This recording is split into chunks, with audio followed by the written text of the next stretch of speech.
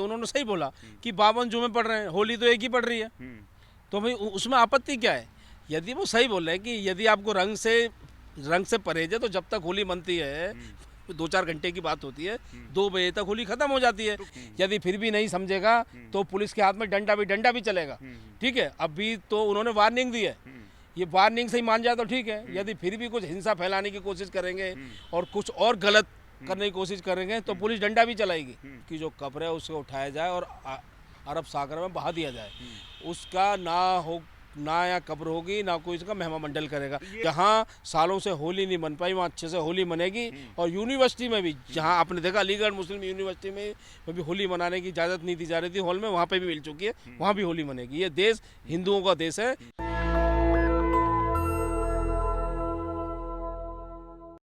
नमस्कार, आप देख रहे हैं नेशनल दस्तक और मैं हूं रंजय कुमार। हमारे साथ हैं हिंदू सेना चलाने वाले विष्णु गुप्ता जी, जो कि अजमेर से लेकर मथुरा और ज्ञानवापी मस्जिदों में सर्वे की जो याचिका डाली थी वो इन्होंने डाली थी। और अभी संभल में एक मामला हुआ था जो मस्जिद का सर्वे में, उसके बाद हिंसा भड़की और 4 जो मुस्लिम मारे गए। उसके बाद फिर से एक बयान आया है। अनुज चौधरी जो कि सीओ हैं, उन्होंने कहा है कि साल में 52 जुम्मे होते हैं और होली के दिन भी जुम्मा पड़ रहा है, तो ऐसे में अगर किसी को कोई दिक्कत है तो मुस्लिम उस दिन ना निकलें। तो इस बयान को लेकर क्या सोचते हैं आप विष्णु जी? क्या इस तरह का बयान किसी पुलिस अधिकारी को देना चाहिए? ऐसा है, मैं तो मानता हूँ ये बयान बहुत अच्छा है। और जब लोग भाईचारे की बात करते हैं, हिंदू मुस्लिम भाईचारे की बात करते हैं ना बार बार, तो इसमें मुसलमानों को बड़ा दिल दिखाएं। वो यहाँ पे रह रहे हैं तो यहाँ भारत की संस्कृति को उनको अपनाना चाहिए कि होली जो है हमारे देश की संस्कृति है, तो इसको अपनाएं। यदि रंग लग जाएगा तो उसमें दिक्कत क्या है? रंग तो छूट जाता है ना। लेकिन यदि वो रंग को समझते हैं कि हमारे इस्लाम के ऊपर दाग लग गया, तो ये तो उनकी सोच गलत है।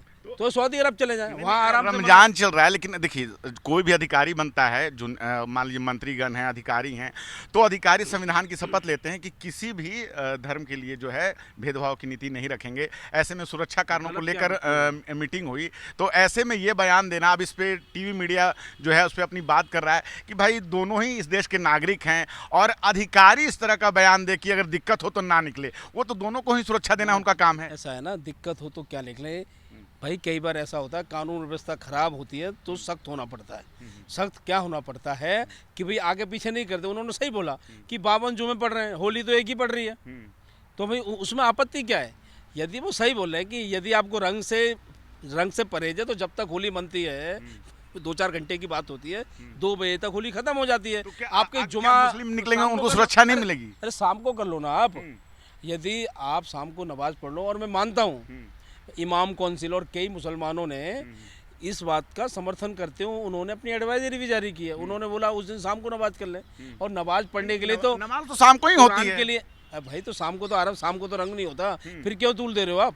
अबीर गुलाल होता है ना। हाँ तो तूल देनी जरूर। हाँ तो गुलाल लग जाएगा तो क्या हो? ऐसा गुलाल लग जाए, भाईचारा नहीं दिया जा रहा है कि अधिकारी, भारतीय अधिकारी और पुलिस के अधिकारी इस तरह से बयान देंगे कि एक वर्ग को, एक समुदाय को कहेंगे कि उस दिन ना निकले। उनका काम तो दोनों में सामंजस्य रखना है। अरे दोनों में सामंजस्य रखना है, इसीलिए बोल रहे हैं कि भाई एक आदमी थोड़ा सा झुकेगा जभी तो होगा। लेकिन झुकने के लिए ये नहीं बोल रहे कि आप अपना कार्यक्रम रद्द करो। उस दिन कैसे ना निकलें कि भाई जब तक रंग हो रहा है, रंग चल रहा है, होली मने, तब तक ना निकलें। यदि रंग से डर लग रहा है तो उन्होंने ये भी बोला, आपने बयान सुनना, यदि रंग से डर लग रहा है तो ना भाई, रंग ही तो लगा रहा है, गोली थोड़ी नहीं कोई मार रहा है। नहीं, ये तो बात है नहीं कि डर लग रहा है, किसी को डर वर नहीं लग रहा है, लेकिन वो कह रहे हैं कि एक समाज ना निकले, एक समाज को निर्देश दे रहे हैं। अरे भाई उससे पहले की मीटिंग भी सुनो, उन्होंने समझाने की भी कोशिश की होगी। कोई आदमी नहीं समझता तो पुलिस सख्ती से भी निपटाती है। यदि फिर भी नहीं समझेगा तो पुलिस के हाथ में डंडा भी चलेगा। ठीक है, अभी तो उन्होंने वार्निंग दी है, ये वार्निंग से ही मान जाए तो ठीक है। यदि फिर भी कुछ हिंसा फैलाने की कोशिश करेंगे और कुछ और गलत करने की कोशिश करेंगे तो पुलिस डंडा भी चलाएगी। तो अभी वो आदमी को आप लोग सीधा कर देंगे। योगी जी कह रहे हैं औरंगजेब से क्या दिक्कत है, औरंगजेब ने शासन किया तो सभी के साथ समान व्यवहार किया एज ए राजा उसने। ना ऐसा है, यदि समान व्यवहार किया होता तो ऐसी नौबती क्यों आती? संभाजी महाराज के साथ समान व्यवहार किया, गुरु तेज बहादुर का समान व्यवहार किया, और तो और उसने अपने बाप के साथ समान व्यवहार किया। वो अच्छा शासक महान हो सकता है, उसने अपने बाप को सलाखों में कैद कर दिया, बूंद बूंद पानी के लिए तरसा दिया, और उसने डर के कारण, बहुत सारे हिंदू राजाओं ने भी अपने पिता की हत्या कर दी शासन के लिए। हाँ तो महान शासन बताते क्या उसको? महान बताते क्या हम उसको? कोई महान बताता है?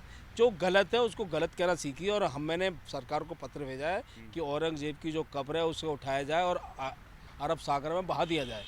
उसका ना या कब्र होगी, ना कोई इसका महिमा मंडल करेगा, ना होगी बात। कतर के शेख से गला मिलते हैं भाई, वो अंतर्राष्ट्रीय पॉलिसी मिलना चाहिए।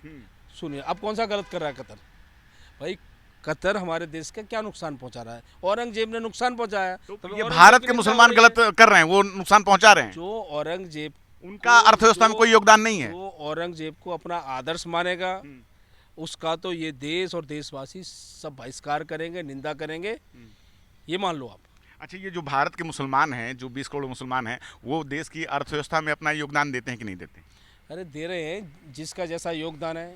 तो आप 20 करोड़ की बात कर रहे हो, हम 100 करोड़, हमारा योगदान नहीं है क्या? नहीं, योगदान तो हाँ, तो दोनों फिर- लोगों का, हम कहाँ कह हाँ, रहे तो हैं, आप लेकिन आप जैसे छोटे- आप छोटे की तरह रहो ना आप। हाँ, आप आप छोटे हैं वो, आप कैसा है? आप ये बोलो अल्पसंख्यक है, अल्पसंख्यक के नाम पे यदि ज्यादा माल मटेरियल और दिया संविधान जाता है, अधिकार तो अरे सबको संविधान- समानता का देता है ना। तो दे तो संविधान रहे आप हैं। मानते कि नहीं मानते? अरे दे तो रहे हैं भाई, अधिकार के लिए उनका कौन सा शोषण हो गया? उनके लिए तो अधिकार के लिए, अधिकारों के लिए अल्पसंख्यक मंत्रालय भी अलग से बने यही हैं। संविधान तो सब्सिडियां भी पर्व मिली है त्योहार में उनको। सबको निकलने का मौका देता है। सुरक्षा का अधिकार सभी को मिलना चाहिए प्रशासन के द्वारा।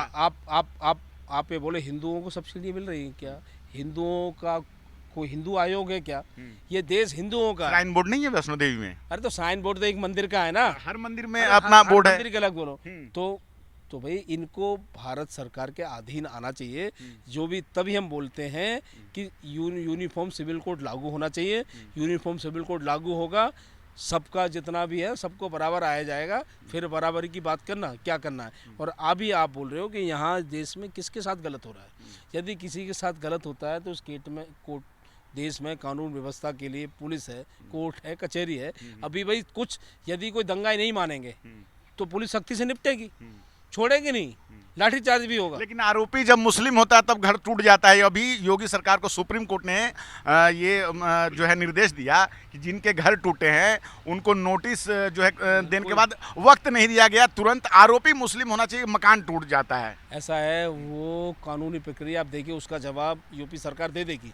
कैसे देने? जिनके इनलीगल है ना, इनलीगल तो टूटेगा ही, बचेगा नहीं। इलीगल है उसको तो तोड़ा जाएगा, लेकिन किसी को तोड़ने से पहले नोटिस दिया जाएगा 15 दिन का पहले, लेकिन बैक डेट में नोटिस दिया जाता है और जवाब देने से पहले तोड़ दिया जाता है। अरे अब कोई नोटिस आपको भेजा, अब कोई नोटिस रिसीव ना करे, को फेंक दे या दबा के रख ले और कोर्ट को बोले कि नहीं है। भाई, कानूनी रूप से जब नोटिस किया है ना सुप्रीम कोर्ट ने, वहाँ नोटिस का जवाब नोटिस से पहुंचेगा।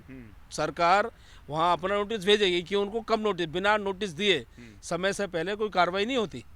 नोटिस में समय जरूर मिलता है। तो ये औरंगजेब जो है, ये अभी तो आप लोग कह रहे हैं कि भाई उनकी कब्र को हटाया जाए, क्या फिर ये जो बहुत सारी चीज़ें हैं जो पूरा अंग्रेजों के भी हैं, तो उस पर क्या कहना चाहेंगे? ऐसा है, जो गलत है उनको लोग आज भी निंदा कर रहे हैं उनकी।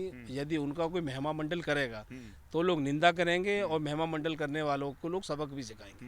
अच्छा, अनुज चौधरी को लेकर बहुत लोग गलत बोल रहे हैं कि उनको ऐसा बयान नहीं देना चाहिए। वो प्रशासन में, वो अधिकारी हैं, उन्होंने भारतीय संविधान की शपथ ली थी, तो इस कारण एक समुदाय, ये मैं आपको बताऊं, सिर्फ ये वही लोग बोल रहे हैं जो लोग मुस्लिम तुष्टीकरण करते हैं ना, सिर्फ उन्हीं को अच्छा नहीं लग रहा। मुसलमानों के आगे हीरो बनना चाहते हैं, लेकिन हिंदुओं के सामने हीरो नहीं बनना चाहते। सिर्फ उन्हें मुस्लिम तुष्टीकरण के कारण उन्हें जुम्मे की नमाज दिख रही है, लेकिन होली नहीं दिख रही उनको। होली साल में एक बार आती है, वो नहीं दिखती। मुसलमान नमाज घर में पढ़ सकता है, कुछ भी पढ़ सकता है, उसके लिए मस्जिद भी जाने की जरूरत नहीं है, खुद इस्लाम में लिखा है। लेकिन उस दिन जान पूछ के सफ़ेद कपड़े पहन के ऐसा लिख लेगा कि कोई रंग डाल दे और फिर मैं उससे लड़ लूं। तो कह रहे हैं कि जानबूझ के ऐसा बयान दे रहे हैं ताकि माहौल जो है ना उस तरह से हो सके। ऐसी बात कभी होती नहीं पहले। माहौल ठीक करने के लिए अनुज चौधरी का बयान, माहौल ठीक करने के, यदि कोई शरारत करने की सोचे तो सख्त हो जाए। उसे पता है कि पुलिस सख्त है। आप अनुज चौधरी का समर्थन करते हैं? हाँ, बिल्कुल पूरा समर्थन करते हैं। वहाँ सरकार बहुत अच्छा काम कर रही है। जहाँ सालों से होली नहीं बन पाई, वहाँ अच्छे से होली मनेगी। और यूनिवर्सिटी में भी, जहाँ आपने देखा अलीगढ़ मुस्लिम यूनिवर्सिटी में भी होली मनाने की इजाज़त नहीं दी जा रही थी हॉल में, वहाँ पे भी मिल चुकी है, वहाँ भी होली मनेगी। ये देश हिंदुओं का देश है, यहाँ हर जगह होली मनेगी।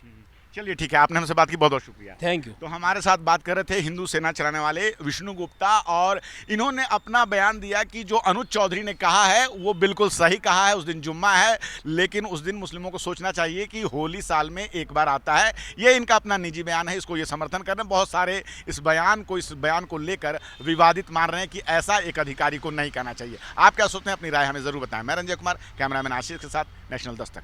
नेशनल दस्तक की आपसे गुजारिश है कि अगर इसको बचाना चाहते हैं तो नेशनल दस्तक को सब्सक्राइब करने के लिए रेड कलर के सब्सक्राइब बटन को दबाएं, फिर बेल आइकन की घंटी दबाएं। नेशनल दस्तक को बचाने के लिए बहुत जरूरी है कि हर खबर को शेयर करें, लाइक करें, कमेंट जरूर करें।